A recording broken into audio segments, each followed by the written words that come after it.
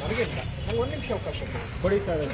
ಒಂದೇ ನಿಮಿಷ ಮಾತಾಡೋಕೆ ಸರ್. ಈಗ ನೀವು ಮಾತಾಡಿರ್ತಕ್ಕಂಥದ್ದು ಡಾಕ್ಟರ್ ಬಾಬಾ ಸಾಹೇಬ್ ಅಂಬೇಡ್ಕರ್ ಬಗ್ಗೆ ಮಾತಾಡಕ್ಕೆ ನಿಮ್ಗೆ ಏನು ಯೋಗ್ಯತೆ ಇದೆ ಸರ್? ಒಂದು ನಿಮಿಷ ನಿಮ್ಗೆ ಯೋಗ್ಯತೆ ಏನಿದೆ?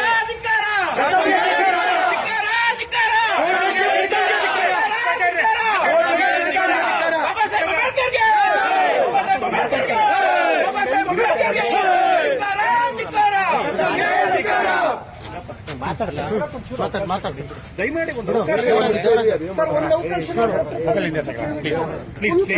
ಆಯ್ತಾಯ್ತು. ಕೇಳಿಸ್ಕೊಳ್ಳಿ. ಚುಚ್ಚೋಕ್ ಬಂದವರೇ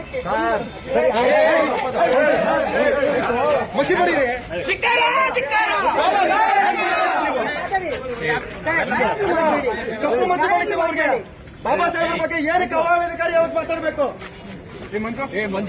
ಯಾಕೆ ಆವೇಶ? ಸ್ಟೇಷನ್ ಮುಂದೆ ಈ ತರ ಮಾಡೋದು ನೀವು?